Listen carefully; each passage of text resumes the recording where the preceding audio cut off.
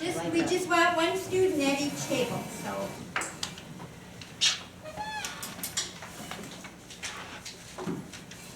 What do you call that, basket upset or something? I don't know what it is.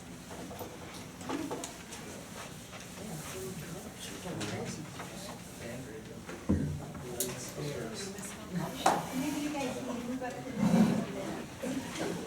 See, I'm going to see.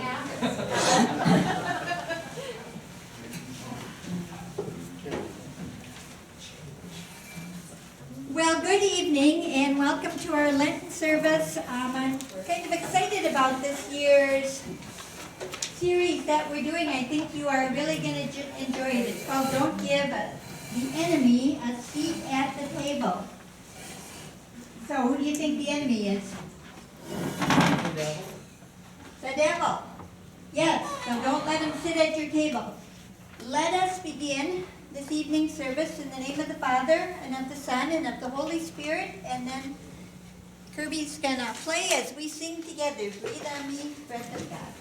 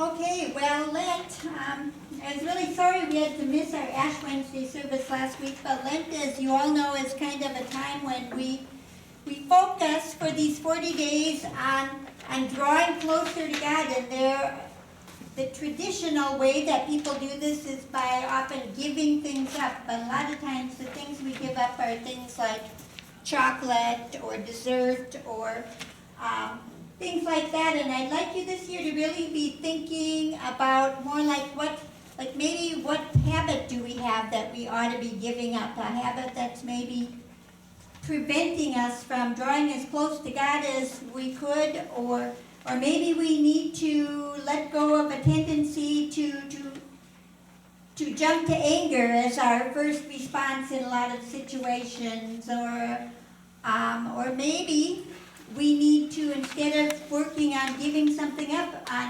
on bringing something in, on developing a more consistent habit of maybe Bible study or attending worship, or just all kinds of things. What thoughts might you have about what you could either add or subtract to your life? Something that would really make a difference, not something, if you want to give up chocolate, there's no reason you can't do that, but generally when we do that, and I have done that in my life, as soon as we get to Easter, you just start eating chocolate again. So it doesn't really change you. What we're looking at are things that will help us to change in ways that will draw us closer to God, not just change for the sake of change. Anybody have anything they wanna say? And that's sort of what we're going to be one of the focuses of this series.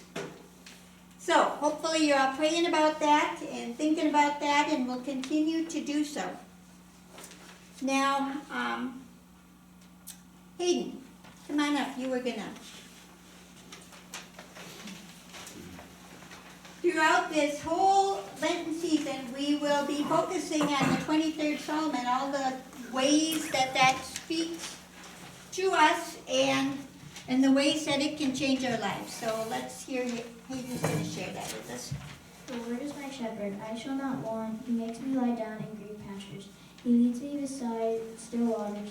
He restores my soul. He leads me in paths of righteousness for his name's sake. Even though I walk through the valley of the shadow of death, I will fear no evil. For you are with me. Your rod and your staff, they comfort me. You prepare a table before me in the presence of my enemies. You anoint my head with oil, my cup overflows. Surely goodness and mercy shall follow me all the days of my life, and I shall dwell in the house of the Lord forever. Psalm 23. Thank you. And Julie?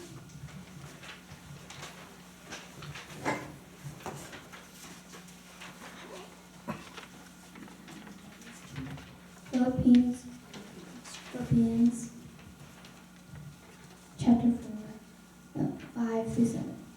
The Lord is at hand. Do not be anxious about anything, but in everything by prayer and supplication. With thanksgiving, let your requests be made known to God, and the peace of God, which surpasses all understanding, will guard your hearts and your minds in Jesus Christ. Okay, thank you. And I think Audrey and Kale and Jace and Henry, why don't you come and sit at this table, and maybe some of those people there can join you. Henry, you can come up and sit with them too. Who's going first? Oh, Or yes. Yes, you do. You have Kale, it's to get it on recording. I'm reading a prayer from Psalm 8. Lord, our Lord, how majestic is your name in all the earth. You have set your glory in the heavens. Through the praise of your children and infants, you have established a stronghold against your enemies to silence the foe and the avenger. When I consider your heavens, the work of your fingers, the moon and the stars which you have set in place, what is mankind, that you are mindful of them, human beings that you care for them? I will be continuing Psalm 8. What is March? Wait. You have made them a little lower than the angels and crowned them with glory and honor. You have made them rulers over the works of your hands, but everything under their feet, all flocks and herds, and the animals of the wild, the birds in the sky, and the fish in the sea, and all that swim the paths of the seas. Lord, our lords, how majestic is your name in all the earth. I shall be doing my own prayer. Dear Father, Lord, I just pray that throughout this Lenten season and throughout this entire year, Lord, I just pray that we remember all that you have done for us, not only on a more numerous scale between multiple people, but on a more personal scale as well, Lord. Think about all the things that you have done for us personally, all the accomplishments that we have done due to you, Lord. And I just pray that we remember your sacrifice, your son's sacrifice, the prophets that you sent to help us understand more about you. You giving us your own words that we may get closer to you, and allowing us to pray to you and speak directly with you. Lord, I just pray that we remember these things. And when we do accomplish something in our life, that we give the glory to you, Lord.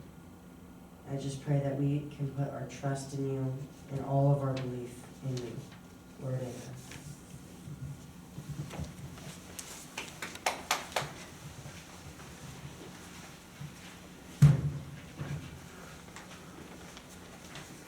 Okay, well, what are some of the situations going on in your own life or in the world today that seem overwhelming to you? Why don't you spend maybe 2 minutes at your table talking about that?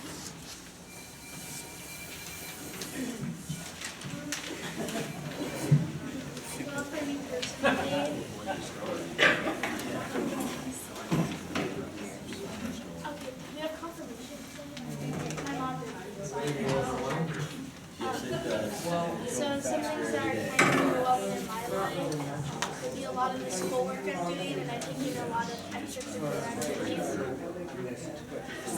Okay. Sorry, I should talk about it. Some things that in my life that are overwhelming would be all of the school things I'm going through, with all the homework I have, especially, and a lot of extracurriculars. So, I have to spend all my time with them, which is good. It's worth it in the end, but sometimes it's kind of hard. Divide us more than keep us together. That's for sure. God does so many amazing things for us. And trying to keep my dad safe is something that I've thought of looking for nursery. Yeah. Near future. And then also starting with the Easter egg hunt and getting that started and going. So we headed to Mountain Bluffs tomorrow. Absolutely. Take care of the kids this weekend because I'm house My dad has dementia. don't let moss grow, that's for sure. Yeah, I know.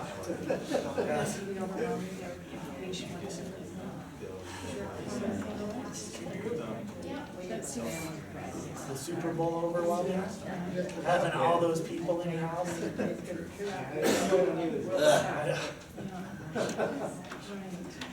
Fall in line otherwise. It's overwhelming because you just worry about it and want it to turn out okay. Especially when it affects your own personal life. And others. When we talk about things that affect other people, not so much us. When something does affect us, it's a little bit. I have to say, I did do a presentation from Tuesday of this week that one Okay, stressed well, me it out. doesn't sound like any of you had any trouble coming up with things that seem overwhelming in the world today. Now we're gonna take a few moments and just, all of you are familiar with Louis Giglio. I know some of you are, because we've done some of his, I know the Luther League has done one of his studies, and we've done a few other things, but I think that you will really enjoy this.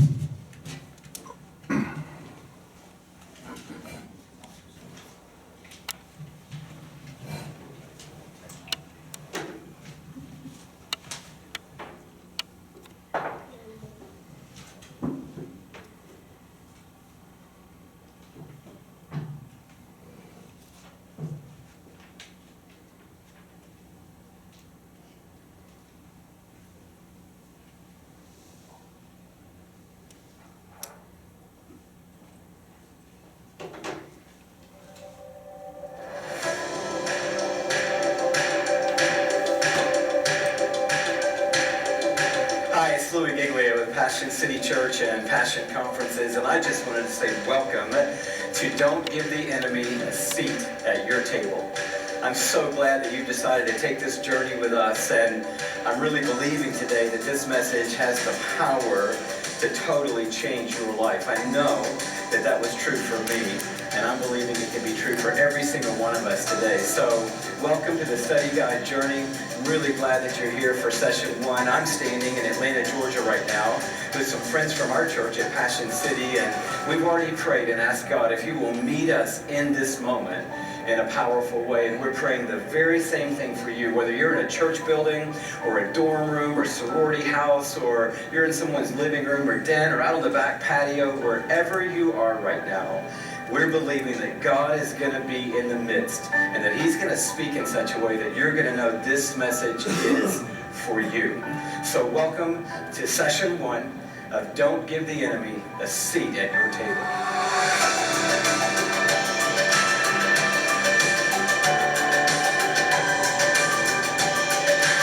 A few years ago, I got a text that literally changed my life.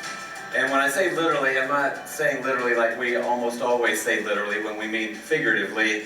I mean, this text has impacted me almost every week of my life in the years since I received. It wasn't the longest text I've ever received, but it was one of the most powerful texts I've ever received. It stopped me in my tracks and completely changed my focus.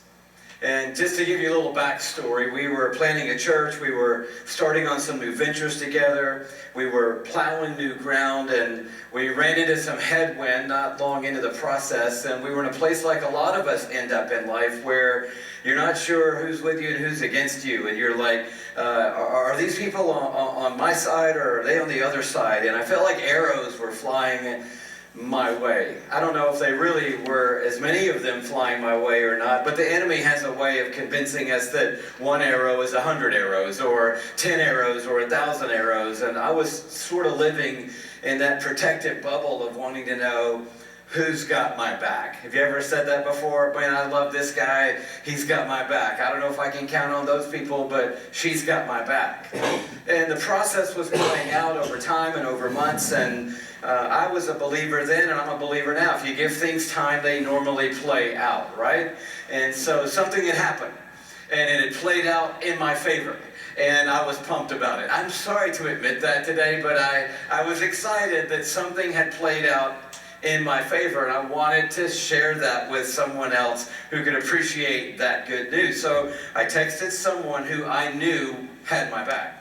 And I'm of the demographic, as you can tell, that a long text takes a minute. So probably 30 minutes later, I had formed this very long, can you believe this? This is amazing. This is exactly what I thought was going to happen. Text. And I hit send, and it was the kind of moment where you don't hit send and then go back about what you're doing. You hit send and you stare at the phone. You're waiting to get the reply. And a minute went by, 2 minutes went by. I can tell you right where I was standing, at the top of our driveway, staring at my phone. Finally, the little wheels start turning around. I'm like, yes, something's coming back to me now. And here's what I'm thinking. I worked on this for a while.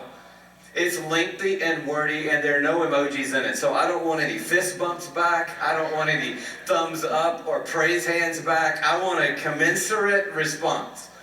And so finally the text appears, and I don't even read it, but I can tell by looking down at it, it's not very long. And I'm like, okay, surely this person did what I've done before. They started sending the message, and then they accidentally hit send before they finished the sentence, so surely another text will be coming any minute now to complete this thought. Nothing happens, the wheel stops turning, and I realize this is it. And I read the words. 9 words changed my life. And the 9 words of the text said, don't give the enemy a seat at your table. I stood right in that moment, and it became as clear as day that I had allowed the enemy, my adversary, access to my conversation, to my thoughts, to my attitudes, to my emotions, to the way I was responding people, to the way I was viewing the situation. I had allowed the enemy into my story, and worse, I was having a conversation with a killer. And in that moment, God just arrested me with the simplicity of those 9 words. And those 9 words have come back into play in my thinking and in my processing life almost weekly in the decades since that text came to me. And that's what we're journeying into in these weeks together. The power that those 9 words can have for your life, the power that I know they've had in my life. Don't give the enemy a seat at your table. Pretty soon, that text led me to the text. Because you don't get set free by text that people send you. You get set free by the Word of God. And so the text on the phone had led me to the text of the living Word. And I ended up in what is probably the best known passage of Scripture in all of the Bible. And that is Psalm 23.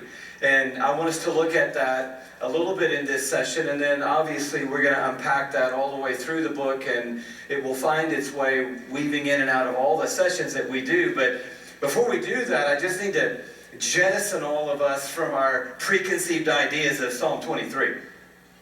I grew up in the church. Maybe you didn't have that experience, but my earliest days, I'm talking 2-3 weeks out of the womb, I'm already, in the kids ministry at the church, and I've been in church my whole life. And if we're not careful, when you say Psalm 23, I can go back to Grandma's house and the cross-stitch pillow that's on the sofa in the den or hanging in the frame behind the dining room table. The Lord is my shepherd, I shall not want. I can go back to that photo. It looked like an Olin Mills photo session that we had in the middle school boys' room, where it was Jesus with the faraway look in his eye and the shepherd's crook and the lamb, on the shoulder. I can go back to there, and all of a sudden I can miss the power and the grit and the possibility and the promise that is in this psalm. This is a psalm of David. David was a king. He was a warrior. He was a leader. He was a fighter. David was a shepherd, and he knew what it was like to be in difficult situations and see God deliver. So this isn't some quiet, super soft, fluffy, spiritual psalm. This is a gritty psalm from someone who lived a life of really seeing their whole future in the balance and seeing God come through. The invitation is powerful. David opens with this line, "The Lord is my shepherd." Now, I know we all know that phrase, and you want to just hurry into the next line, which says, "Therefore I shall not want," or "I shall not be in want." But I want us to stop just with that thought for a moment. He said, "I have a shepherd, the Lord." And here's the key thing about this text that I don't want us to miss. All of us have some kind of shepherd in our life. We were created by God, for God, and if God isn't leading our life, that doesn't mean someone else isn't leading our life. We were made to be led. So if He's not leading, somebody else is leading. Somebody else's opinion, somebody else's position, some kind of internal desire, or somebody's just saying, "Hey, I'm leading my life. I'm calling the shots. I'm the one in charge." To that, we would say, congratulations, you are your shepherd. So your 23rd Psalm is going to read, "I am my shepherd," and I can promise you the next line is going to read, "And I am in want." Because whenever I get in charge of my life, things don't go great. Whenever I get control and I decide that I'm going to be the one who knows best for me, things don't go great. But you and I have an opportunity. Can we just pause right here for a moment? You have an opportunity today at the beginning of this journey to say, "Jesus, I want you to be my shepherd. I want you to be in charge of my life." If the creator of the universe is inviting me to be in His flock and under His care, I want to say yes to that. And if I do, I get to lean in to what David has experienced in that process. Number one, I shall not be in want. It doesn't mean, David is saying, if you read all the Psalms and you know David's life, he didn't always get what he wanted every day. But he never lacked what he needed any day of his life. And then he talked about how it plays out. We won't dive into the whole psalm, although I really, really want to. But just look at some of the things that happen when the Lord is my shepherd. He makes me lie down in green pastures. Now that is amazing, by the way, because we all need green pastures. The frustrating part is he's telling us right away, when I'm referring to you as sheep, I'm not paying you a compliment necessarily. So I'm not saying, "Oh, you're so fluffy and so cuddly and so cute and so wonderful, and when you it just is such a beautiful thing." He's saying, sheep, if we're honest, they don't see good. They don't always make great decisions. They're not super steady on their feet. They've got like 6 duvets worth of wool on top of them. And they need help. And you need help. So much so, Louis, that you're not even smart enough some days to know how to find a green pasture. So I'm gonna have to make you lie down in a green pasture.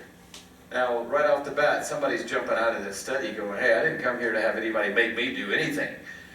Well, what is he making you do? He's making you do the one thing that's going to ensure that you don't crack and crumble. You need rest.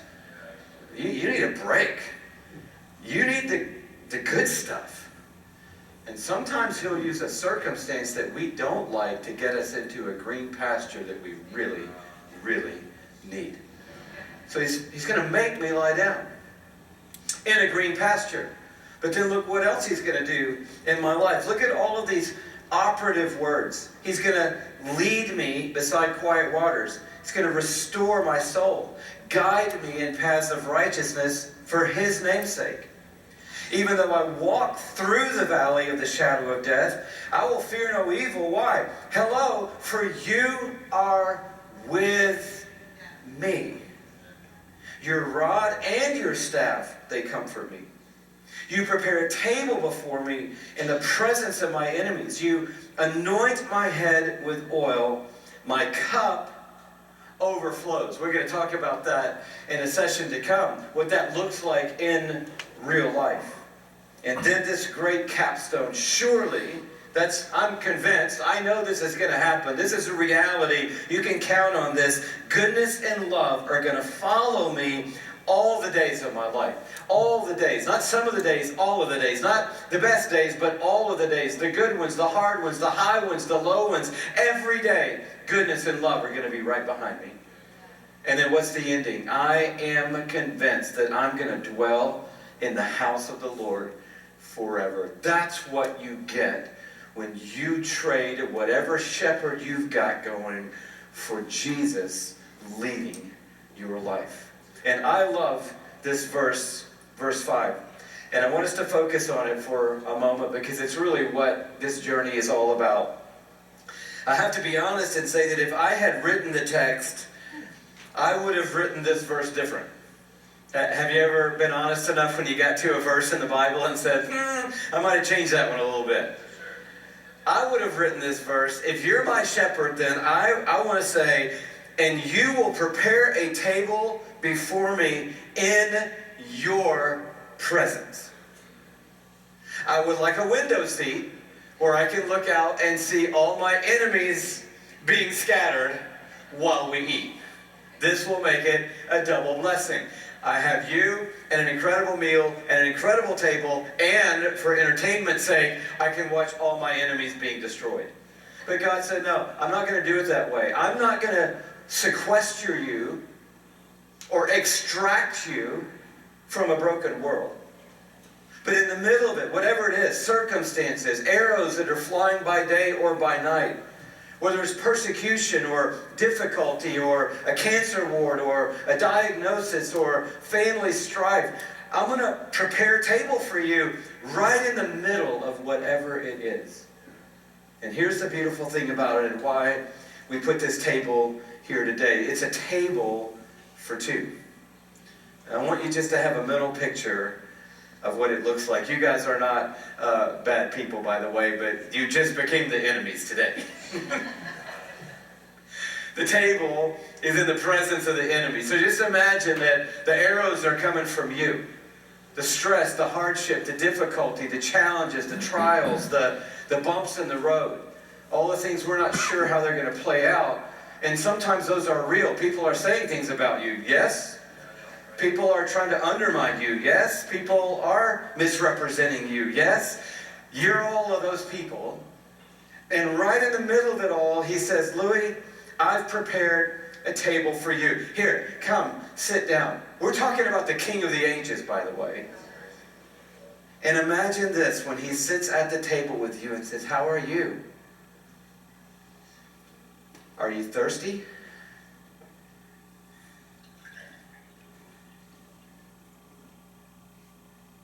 So good to see you. Really, really glad you came. I got everything I could out of the kitchen. How's life? How are you?